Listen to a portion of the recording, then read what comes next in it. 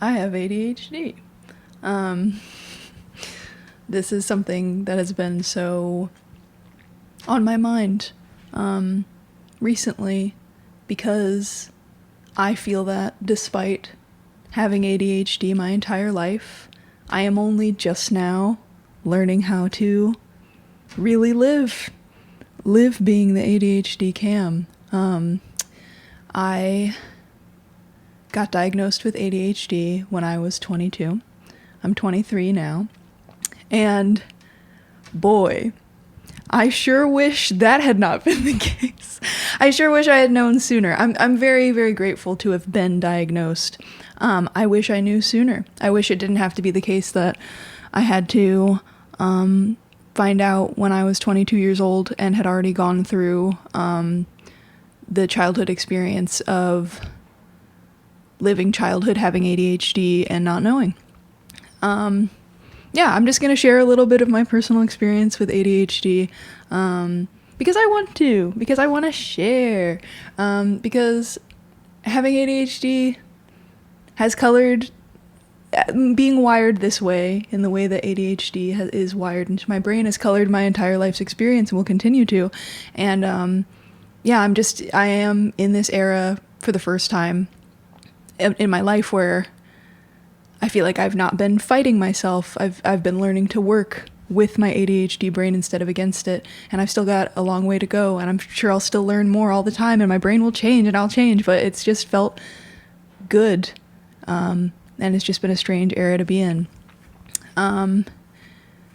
Yeah, I guess, I don't know where to start.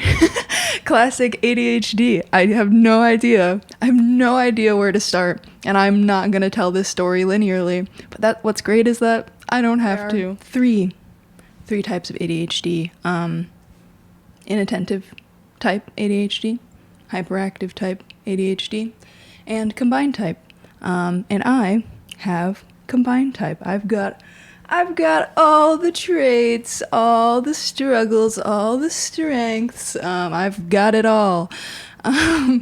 And basically what that means is you experience the traits that are associated with hyperactivity, like just hyperactivity itself, having a lot of energy, having to move your body a lot and get that energy out, usually like trouble sleeping, almost like you're kind of run on a motor, just having this palpable, noticeable energeticness that compared to someone that doesn't have hyperactive ADHD is just kind of sets you apart. And inattentive would be more like forgetting things easily, losing track of things, having a hard time staying organized, staying tidy. I have traits of both. Although these days, learning more about myself, I would personally say I do believe I lean a little more on the hyperactive side rather than the inattentive side, because I think one of the reasons that my ADHD wasn't caught sooner is because I'm actually pretty organized in a lot of ways, but it's like my own system. To the outside, I think it would look very disorganized, but to me, I always kept good track of my things. I wasn't very likely to lose things or break things. I actually was, especially when I was younger and currently now, really known for taking really good care of things and keeping good track of my things and not losing things. So I would describe myself as like falling a little more on the hyperactive side, but I do have traits of both. And yeah, I don't know, just thinking back, these things have always been present ever since I was a little kid. I was such a hyperactive, super talkative, running all over the place kind of kid. And then something that happened for me is specifically I experienced girlhood. I'm non-binary and assigned female at birth, so I experienced girlhood.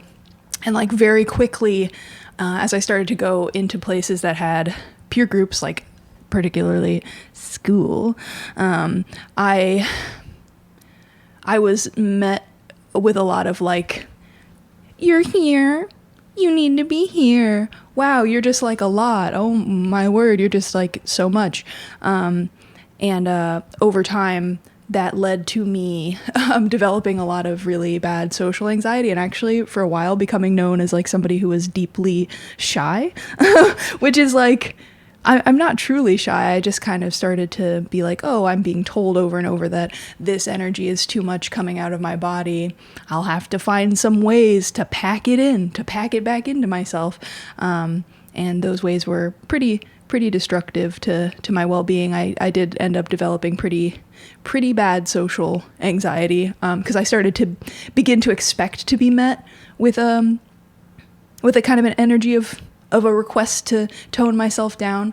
And that's something I'm literally still working on now, is just being like, still working on not projecting that expectation onto other people first and foremost, but second of all, being like, if anyone did meet me with that energy, I would just be like, okay, somebody's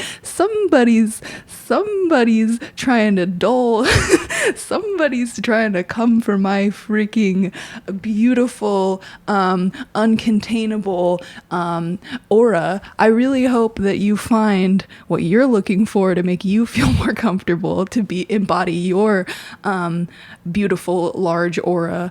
That's something I'm working on now. But yeah, the signs have been present ever since I was a little kid. I'm actually a adult neurodivergent burnout that went through the gifted education pipeline, like the gifted and talented education to neurodivergent burnout adult who started to really struggle once they got older pipeline. That's me. Another reason I think my ADHD was missed is that it appeared that I was excelling in school for a really long time, because I am just like a deeply curious person and I love to learn. And when subjects that I cared about with teachers that were presenting them really engagingly were brought to my attention, I was like, oh, I'm locking in. Like, this is really cool, because I was just super curious about the world. And it's funny because looking back, a lot of my kind of report cards would be, you know, straight A's and B's, and it would be like, oh, pleasure to have in class, and talks out of turn a lot. Like, those would be my two notes. It's like, pleasure to have in class, hard to sit still, talks out of turn a lot. Because I remember I used to, especially when I was younger, I used to love school. I loved learning. I loved being in a peer group, and I just found it so hard to not talk, especially. I have always been the yapper 3000, and I am that currently, and hey, will probably be that until I'm dead 4000. So until I'm in the ground 5000. So yeah, that's probably another sign my ADHD was missed, is I was excelling at school. I had really good grades. It appeared that I was keeping organized because I loved to learn, and I especially loved subjects that were very interesting to me. And then kind of something that happened that I didn't really have the context to understand what it was until I found out that I have ADHD is I got into middle school. The demands just kept going up and up, and I was able to maintain it. And though notoriously I was very emotionally dysregulated and very overwhelmed all the time, and I found ways to hide this, and I found so many ways of hiding my big personality, found so many ways of not talking, of my body was always moving, and I was told many times, the way you're moving your body is strange and weird, stop it, do it a different way. So it redirected. That's called stimming, like self-stimulatory behavior. The stims redirected into unfortunately at times some really self-destructive stims when I would get really, really overwhelmed. Or, you know, at best I had there's pictures of me from middle school, and I still do this. This is one I think is just going to be part of me for life.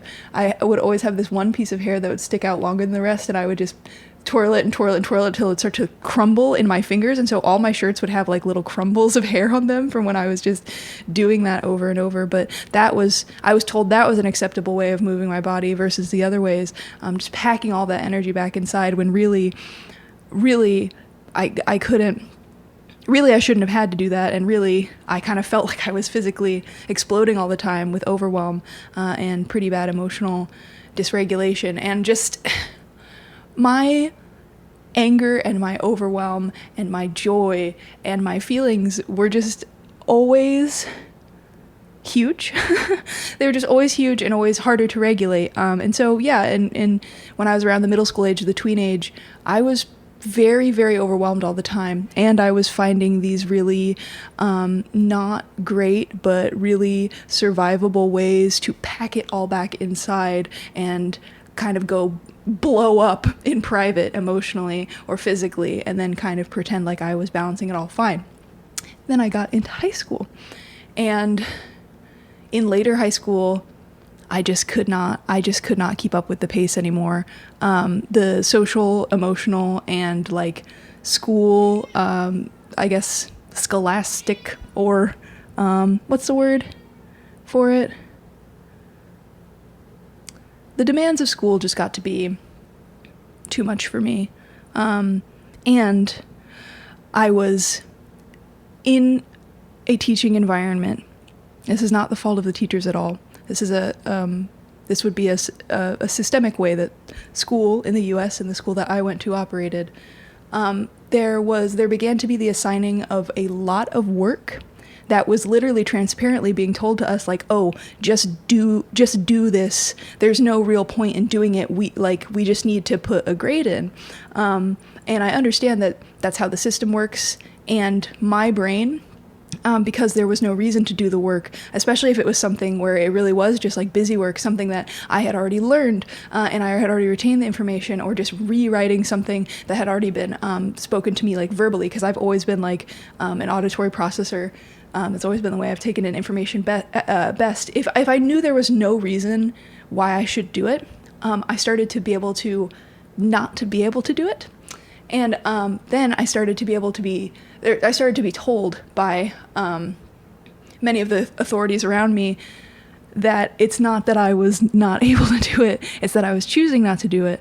And I had no idea how to articulate it at the time. I truly did not know how to articulate it, but I was like, no, I can't. I cannot do this. If there's not a point to this work, I can't do it. And I was already so overwhelmed with everything else, social, emotionally, so overwhelmed, so drained, maintaining friendships, trying to do clubs and extracurriculars, trying to stay on top as best as I could, my schoolwork. And then, of course, for me, at this time, I had always been deeply in love with music. It had always been an anchor. Making music and playing music had always been an anchor that pulled me through everything. And at this time, that anchor became so necessary that I pretty much was just like, no, fuck school, fuck everything. I am only just gonna make music. And I started to really struggle in school. My grades started to slip really bad because I was so overwhelmed, and I was reaching for that anchor of music because it was the only thing that made sense. It was the only outlet I had where the way my brain worked, the kind of disorganization, the nonlinearness, the creativeness, the loudness, the bigness, it felt like that was the one place where I could go where that was okay. So I just stopped doing so much school stuff. And yeah, I mean, it was a little bit of a choice. It was a little bit of some, a thought in my head or a feeling in my heart of like, school's not going to matter, but music will. I know I'm going to be a musician, of course. And there was this additional element where I would sit down and I would try to do the schoolwork, and I couldn't. Because I was not interested, and because I had been flat out told multiple times and had it shown to me multiple times that it's like, there is not value in this work, we just need to put an arbitrary grade in, we need to put a letter or a number in to communicate how you're doing in school. I couldn't do it. I couldn't. And yeah, I started to really struggle in high school. I developed pretty intense depression and really bad anxiety, and it got to the point where I was missing a lot of school, and I really kind of hit a breaking point. There was kind of a snapping point for me where I just could not go on. I just couldn't take it anymore. It was like a very noticeable shift in the way I was to my peer groups, noticeable huge drop off in my grades. I was getting like talking tos from very, I'm sure, extremely well-meaning figures of authority at my school that were like, hey, what happened? You went from like being in gifted education with straight A's and B's to like, you're almost like, you might not pass a lot of these classes. You might not there's a chance if you keep this up, you might not graduate on time. And I literally was just like, over and over was like, I don't know what's going on. I literally just can't do this. And what is so unfortunate is at the time I didn't have answers, and my peers around me that did not have ADHD, I would grieve to them about what was going on, and they would be like, oh, you've just got to do it. You've just got to push through and do it. And because I did not have any other explanation, and because unfortunately there were some people in my environment, not all, not most, but some people in my environment that were telling me that I was lazy, that I was a burnout, that I was less than, I was too much, I was just like not right. I did start to take that in and believe that about myself. I did believe, well, everybody else seems to be able to do this, and I'm struggling so hard. Yeah, there must be something wrong with me. I did take that in. I did believe that I was lazy. I did believe that I was not smart. I did believe that I was, in many ways, a failure. Yeah. And music, playing in bands, making my own music, that was always the one safe space where I could bring my entire self. And where I was like, well, there was like this little inkling of a thought that was growing. I was like, well, I can't be that much of those things because I'm like really good at this. Like I'm really good at this. This seems to work just fine all the time. But yeah, it was a big struggle. It was a very painful time. I've gotten to the point where I think back on that little version of Cam, my little teenage self, and I just had developed so much self-hatred because I was struggling so hard and because I did not have any explanation. And I feel so much compassion for that little version of myself because I really was trying my best the entire time, and I wasn't really being met with a lot of understanding at all. Yeah, almost everyone around me was like, we don't know what's going on with you, and I certainly didn't know what was going on with me either. And so yeah, I mean, I graduated high school into 2020, into the onset of COVID, and that in a way that kind of saved me from, I think, failing my senior year of high school, because they had to be so lenient with the grading, because otherwise so many kids would have just failed. And I basically was able to scrape by enough to pass and to graduate at the time I was expected to graduate. And I was just so burnt out that there were months after high school where I just didn't really get up to much. I was so tired. I was so overwhelmed. It took a really long time for that to kind of like work through my system. And I made a lot of music still, because that still felt like the safe place for me to go be myself. And then, I don't know. Further on from that point, I started to grow more into my young adult self, and this kind of big, loud, a lot energy me started to come back slowly, especially as I had friends. Pretty much all my friends are neurodivergent, that meet themselves with that same kind of openness to bigness and loudness. And I started to grow into myself again, and I started to become that kind of I mean, right now I feel like I'm kind of that same kid that was running around and yapping constantly and jumping and moving my body freely however I saw fit, and humming and singing and doing a million things all the time and operating really non-linearly. Like, I'm that kid again. That person started to reemerge. And then I started to face the demands of adult life, and I knew, I was like, if I don't make a freelance career out of music happen, I don't know how I'm going to be able to operate under late stage capitalism. I just knew that deep down. And so it started to become my job, become my career. And I found myself excelling at the parts of that job that I loved, like production, playing the shows themselves, making the music, writing the songs, always it's just like I could just lock in for hours and hours and knock that out. But when it came to the side of things that I needed to do that I didn't like, that were hard for me, like communicating to people, answering emails, scheduling things out, meeting deadlines for production and stuff, I was really struggling just over and over.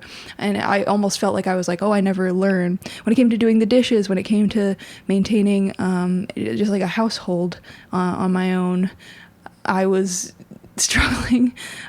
Dishes were always piling up, and I didn't understand how that was happening over and over. I felt like things just kept piling up so much to the point where I'd get so overwhelmed, and I'd feel like, oh, I never learned. Like, what's wrong? I would ask myself again, what's wrong with me? I feel like I never learned from these things. Redirecting that back inward again because I didn't have an explanation. And then just so many of my adult friends started to either get diagnosed with ADHD or already had been diagnosed with ADHD, and I started to notice and ask questions and be like, a lot of the things you're talking about, you're struggling with, I'm struggling with all the time. But then there again was that pervasive thought of like, no, it's just because I'm bad. It's just because I'm bad at things. No, that's not true. That's not true. I didn't know any better at the time, though.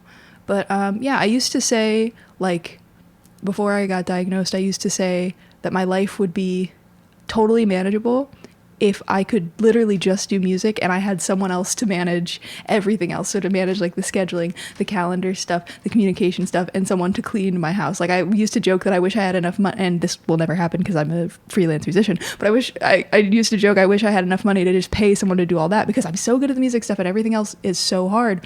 And yeah, that led to me eventually being like, I should probably check if I have ADHD because I'm like really struggling a lot with a lot of things that a lot of people in my life that don't have ADHD say are easy.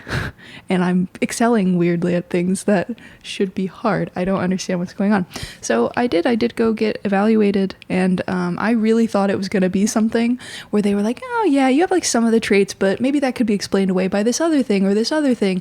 Or I thought that they'd be like, yeah, you've got ADHD, but like we'd consider this like just like a little bit, like that's not even how ADHD works, but like a little pinch of ADHD, just like a little sprinkle, real mild. And then I got assessed, and they were like, okay, you have like almost every single trait for both types, and we would actually consider this to be like a little on the strong side, like a little on the pretty intense side. How'd you get through? And I'm just so glad that I was able to receive a diagnosis. It really is a privilege. And after that came medication, came treatment. And I think that was the point at which my brain exploded. I remember my first time trying a stimulant medication. My first one was Adderall. It did not end up being a good fit for me, but it was my first time trying a stimulant medication. And I remember I experienced overwhelming grief because I took the Adderall, and all of these things that for so long had been so hard. I had no perspective that they were so hard for me because that's just how it always was. I had never felt any different. But there was one day where I made a to-do list, and I was actually able to knock out everything. Things that were usually so incredibly hard and mentally draining. Like it would tire me out so bad. Like for example, doing a sink full of dishes. I just did it because my brain was like, I want to do the dishes, and I was just able to do the dishes. Like, it made me realize that every little thing in my life was like that. Every little thing that I had ever wanted to do, and for some reason, unfortunately, with ADHD, sometimes, especially things I really wanted to do, like, were just so exhausting and so draining. Something as simple as I had been told it was supposed to be simple, as like transitioning between two tasks on some days would feel completely insurmountable, or would fill me with horrible anxiety and dread so bad that it really made it so hard to move through and be able to do it. The grief came from the place where it really made me realize how hard of a time I had been having with no help. I really grieved for that past version of myself that really was like, there is something wrong with me. It really made me realize, no, like if this is just the level of functioning that people, that other people without ADHD or without, because it's like you don't need to have ADHD to struggle with these things, but without just like executive functioning challenges, there are so many people living in this world, and there were a lot of people around me that were not having those challenges, that to them it was easy. And this is how they felt. Oh, I get it now. There was never anything wrong with me. I've just been struggling so hard. And I was pretty messed up for a while, grieving about that, and just... At first, my brain was like, oh, I am bad. Oh, there is something wrong with me, because now I really see how easy it is to do a sink full of dishes. And now that must mean there's something really wrong with me if it's that hard for me without a medication. That's where my brain went to first. And then I was able to be like, okay, brain, what if actually, like, and this took a really, really, really, it's still something I'm working on, but I was like, okay, brain, so what if actually it's just that like, because you're having a harder time, literally no one's like better or smarter than anyone else, we're all just different, and you are repeatedly put in situations where your brain is wired to have a hard time, and you have to just deal with it all the time. What if there's nothing wrong with you? What if that's just how you're wired? Because I always knew deep down too that there were things that I was really good at because I was wired this way, and creative ways of thinking and nonlinear ways of thinking that I may not have access to if I wasn't wired this way.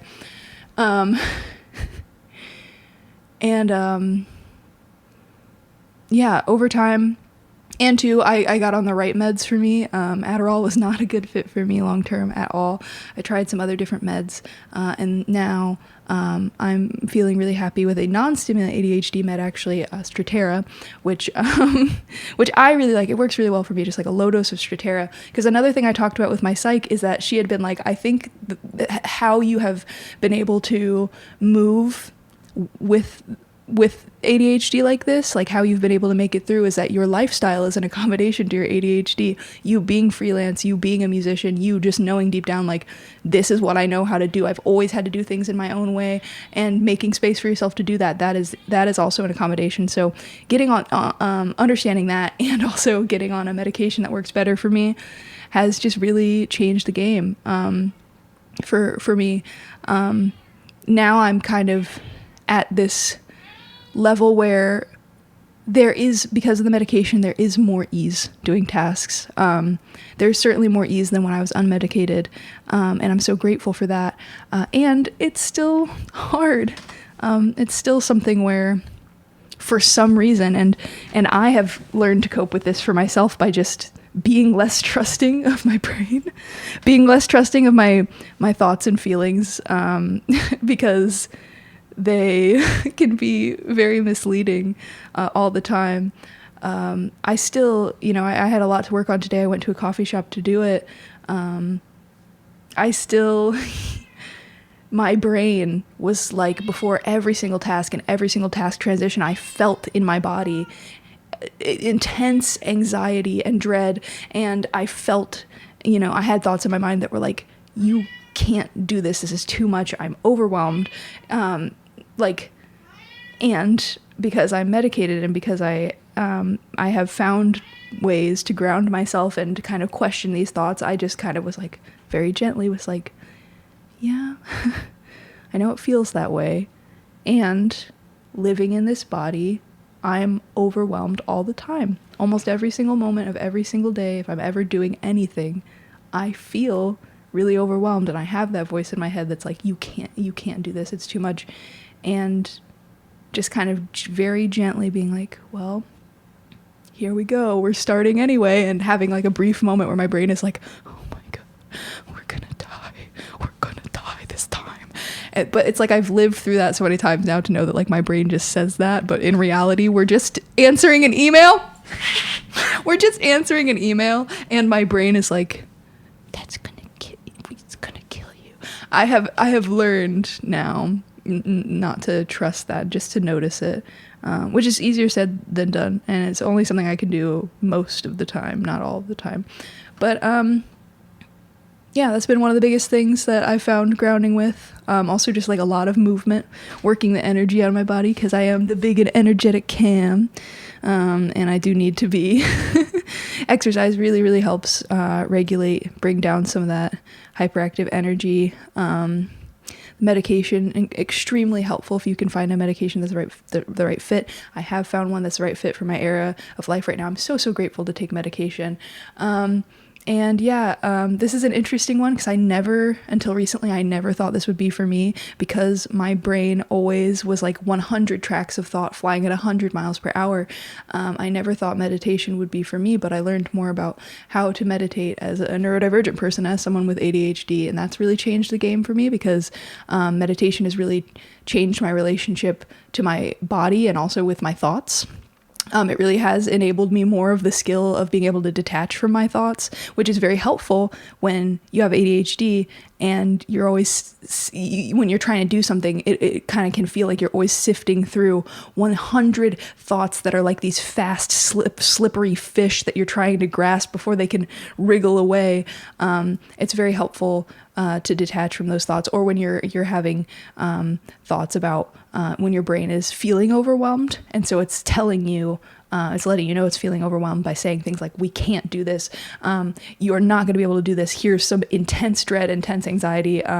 It feels good to work on a practice that allows you some level of detachment from those things, so that for me, I just I'm working on more of a relationship where I go, okay, I noticed that I must be feeling overwhelmed, instead of before I'd listen to the thoughts and be like, you're right, oh God, I'm never going to be able to do this.